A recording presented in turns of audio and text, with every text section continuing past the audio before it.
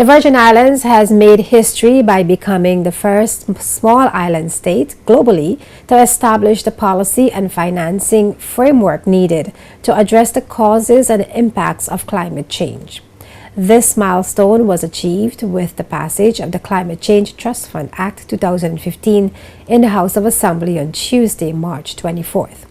Deputy Premier and Minister for Natural Resources and Labor, Dr. Kedrick Pickering, see the Climate Change Trust Fund Act 2015 as a unique marketing opportunity for the Virgin Islands as an ecotourism location and a territory that values its environment. Madam Speaker, my colleague, the Minister for Education, made a very important point when he talked about the landmark legislation and how critically important the environment is with respect to doing business, especially here in the Virgin Islands. But he made a point that I want to amplify also, and he says that we've got to raise the level of thinking with respect to the way we do business in our country, and I couldn't agree with him more.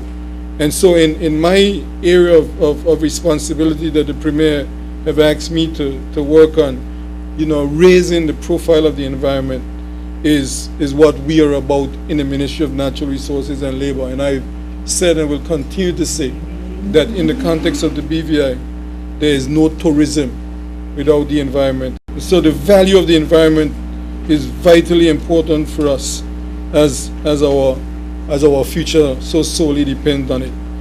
And then, Madam Speaker, the Premier spoke about the possibilities of what can happen to us and what is happening in Kingyadam Bay, and to say that we are ahead of the curve with that because we have petitioned some funding that is available through the EU and that is being administered through the OEC as the Organization of Eastern Caribbean States, and we have submitted 2 proposals that have been accepted, and one of them has to do with, it's entitled the OEC's Global Climate Change Physical Adaptation Pilot Project, and we've petitioned them to look at mitigation studies for Brose Bay and Kingyadam Bay, and to ensure that the runoffs and the effects that it have on the marine life can be mitigated, and we should have our project ready for execution certainly this year when the funding becomes available. So we are ahead of the curve.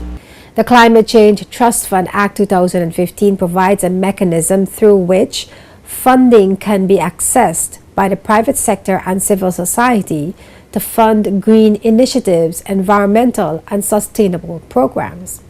International funds to address climate change issues on small islands are available, but a legal framework has to be in place for the territory to benefit from the funds.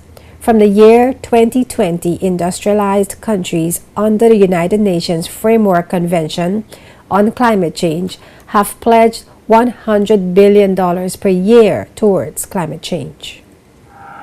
What this bill does is that the big countries who are in themselves have the greater responsibility for the CO2 emissions into the atmosphere recognize that they have to do something, and they've created an environment for funding to be available to the countries that are likely to be affected and to help them to mitigate against it. But in order to access that funding, you need a mechanism. And that's what this piece of legislation is all about, that we will create the mechanism, and now we can go to the international agency and say, now that you're going to create a problem for us, we want to do something for ourselves. We've done what you asked of us. And so we would expect that when we go to the international donor agencies, that they will look on us kindly and say, you've been a good boy. Take a pat on the back now and have some of this funding that is available.